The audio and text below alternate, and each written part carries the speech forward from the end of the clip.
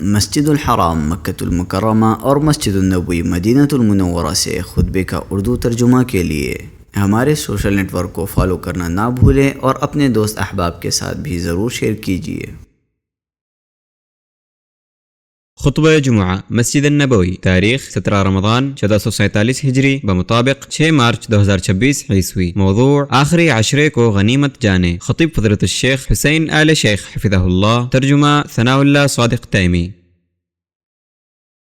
ہر قسم کی تعریف اللہ کے لیے ہے۔ اس نے عمل کرنے والوں کو اپنی طاعت کی توفیق دی اور ان پر اپنی بھرپور بڑی نعمتوں کا فیضان کیا، اور میں گواہی دیتا ہوں کہ ایک اللہ کے سوا کوئی معبود نہیں، اس کا کوئی شریک نہیں، وہ کمال و تمام میں منفرد ہے، اور میں گواہی دیتا ہوں کہ ہمارے نبی محمد اللہ کے بندے اور اس کے رسول ہیں۔ نماز پڑھنے والوں اور روزہ رکھنے والوں میں آپ سب سے بہتر ہیں۔ اے اللہ، درود و سلام نازل فرما آپ پر اور آپ کے نیک و معزز آل و اصحاب پر۔ اما بعد، اللہ کا تقوی اختیار کرو اے لوگو، اللہ تمہارے درجات بلند کرے گا، تمہارے گناہ مٹائے گا اور تمہیں بھرپور اجر سے نوازے گا۔ اللہ تبارک و تعالی کا فرمان ہے، اور جو شخص اللہ سے ڈرے گا اللہ اس کے گناہ مٹا دے گا اور اسے بڑا بھاری اجر دے گا۔ اے بندے، عظیم ترین نعمتوں میں سے یہ ہے کہ اللہ تعالیٰ تم پر احسان کرے کہ تم رمضان کا آخری عشرہ پاؤ، جس کی بڑی فضیلت اور جس کے اندر طاعتوں کے عظیم مرتبے پر نصوص دلالت کرتی ہیں۔ یہ وہ راتیں ہیں جنہیں اللہ تعالی نے لیلۃ القدر کی بنا پر فضیلت بخشی ہے، جو کہ عظیم شان والی اور بڑی فضیلت والی ہے۔ اللہ تبارک و تعالی کا فرمان ہے، یقیناً ہم نے اسے شب قدر میں نازل فرمایا۔ تم کیا جانو کہ شب قدر کیا ہے؟ شب قدر 1000 مہینوں سے بہتر ہے۔ اسی لیے ہمارے نبی صلی اللہ علیہ وسلم اس عشرے میں ایسی محنت کرتے تھے جو وہ دوسرے دنوں میں نہیں کرتے تھے۔ صحیحین میں ہے کہ آپ صلی اللہ علیہ وسلم جب آخری عشرہ داخل ہوتا، آپ رات کو جاگتے، اہل خانہ کو بیدار کرتے اور اپنی کمر کس لیتے۔ آپ صلی اللہ علیہ وسلم نے فرمایا، آخری عشرے میں لیلۃ القدر تلاش کرو، اور ایک روایت میں ہے شب قدر کو آخری عشرے کی طاق راتوں میں تلاش کرو، متفق علیہ۔ آپ صلی اللہ علیہ وسلم شب قدر تلاش میں آخری عشرے میں اعتکاف کرتے تھے۔ اللہ تم پر رحم کرے۔ فائدوں اور کامیابیوں کے زمانے کو غنیمت جانو کہ فضیلت والے موسموں کے ایام گنے چنے ہیں۔ مہینے کے جو حصے باقی رہ گئے ہیں ان میں تلافی مافات کرو، نیکیاں کر کے اور گناہوں کے مٹانے کے ذرائع اختیار کر کے غنیمتوں کی طلب میں کوشش کرو۔ مسلمانوں، یقیناً ہمارا رب کرم کرنے والا، رحم کرنے والا ہے۔ جو اس کی ہدایت سے روشنی طلب کرے وہ اسے ہدایت دیتا ہے، جو اس کا ہو کر رہ جائے وہ اس کے لیے کافی ہے، اور جو اس کے در پر پڑاؤ ڈال دے وہ اسے پناہ دیتا ہے، اور جو اس سے اعراض برتتا ہے وہ اسے بلاتا ہے۔ چنانچہ بھلائیوں کے حصول میں محنت کرو، نیک اعمال کرنے میں جلدی کرو، اور زمین اور آسمانوں کے رب کی بارگاہ میں توبہ کرو۔ آپ صلی اللہ علیہ وسلم نے فرمایا، جس نے ایمان کی حالت اور ثواب کی نیت سے شب قدر میں قیام کیا، اس کے پچھلے گناہ بخش دیے گئے، متفق علیہ۔ میرے مسلمان بھائی، متقیوں اور نیک لوگوں کے بیچ مقابلہ آرائی کے میدان میں رہ کہ یہ قیامت کے دن کے لیے نیک لوگوں کی جائے تجارت اور تقوی کی کھیتی ہے، اور اس سفر کے لیے زیادہ سفر کے حصول کا مقام ہے جو عام سفروں کی طرح نہیں، چنانچہ جلدی کرو۔ کیا گھاٹا ہے اس شخص کے لیے جو غفلت و کوتاہی میں جیے، اور کیا ہی ناکامی ہے اس کے لیے جو ان ربانی فضیلتوں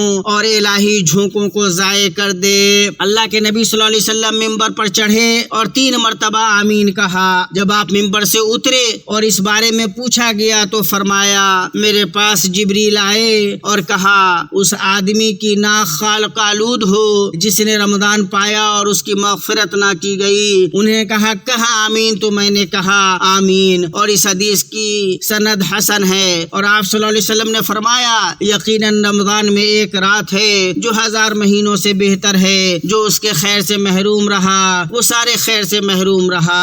اسے امام احمد، نسائی ابن ماجہ نے روایت کیا ہے، اور ابن ماجہ کی ایک روایت میں ہے اس کے خیر سے حقیقی محروم ہی محروم رہے گا، اور حدیث صحیح ہے۔ اے بلند عزائم والو اور اے اعلیٰ و بالا مقاصد والو، ان راتوں میں جو بے شمار فضیلتیں اور بے انتہا نوازشیں ہیں انہیں غنیمت جانو کہ جس نے جان لیا کہ وہ کیا طلب کر رہا ہے اس پر ہر وہ چیز جو وہ خرچ کر رہا ہے آسان ہو جائے گی۔ اللہ تبارک و تعالیٰ کا فرمان ہے اور اپنے رب کی بخشش کی طرف اور اس جنت کی طرف دوڑو جس کا عرض آسمانوں اور زمین کے برابر ہے، جو پرہیزگاروں کے لیے تیار کی گئی ہے۔ اللہ ہمیں ان میں سے بنائے جنہیں لیلۃ القدر کے قیام کی توفیق ملی اور وہ بڑے اجر سے سرفراز ہوئے، اور اول و آخر اللہ ہی کے لیے حمد ہے۔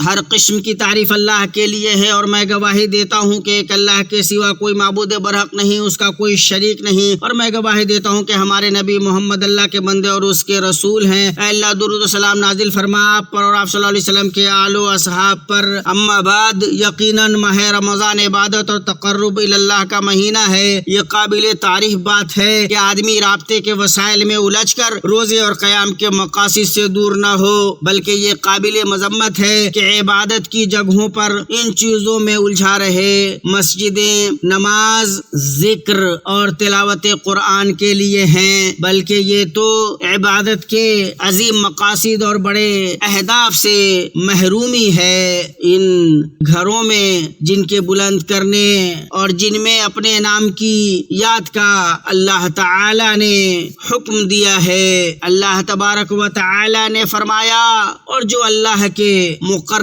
کردہ شاعر کا احترام کرے تو یہ دلوں کے تقوی سے ہے۔ اللہ کے بندو، بہترین اعمال میں سے ہمارے نبی محمد صلی اللہ علیہ وسلم پر بکثرت درود بھیجنا ہے۔ اے اللہ درود و سلام اور برکت نازل کر آپ پر، اور اے اللہ تو راضی ہو جا آلو اصحاب سے۔ اے اللہ مسلمان زندہ مردہ مرد و خواتین کو بخش دے۔ اے اللہ ہمیں دنیا میں بھی بھلائی عطا فرما اور آخرت میں بھی بھلائی عطا فرما، اور ہمیں جہنم کے عذاب سے بچا۔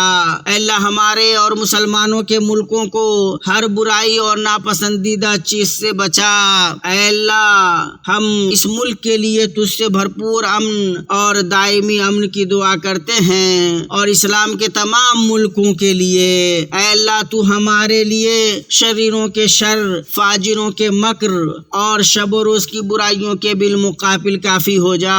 اے اللہ مسلمانوں کے کلمے کو حق و ہدایت پر مجتمع کر، ان کی صفیں ایک کر، ان کی شوکت کو مضبوط کر۔ اے قوی و عزیز، اے اللہ خادم حرمین شریفین اور ان کے ولی عہد کی حفاظت فرما، تو ان دونوں کا ناصر و مددگار ہو۔ اے اللہ تمام سربراہان کو اس کی توفیق دے جس میں ان کی رعایا کی بھلائی ہو۔ اے اللہ ہم سے قبول کر، ہمیں نیکیوں اور بھلائیوں کی طرف سبقت کی توفیق دے۔ اے اللہ ہمیں بارش نواز، اے غنی، اے حمید ہمیں سیراب کر۔ اے اللہ ہمارے ملک اور مسلمانوں کے ملکوں کو سیراب کر، اور درود و سلام نازل کر اپنے نبی محمد پر۔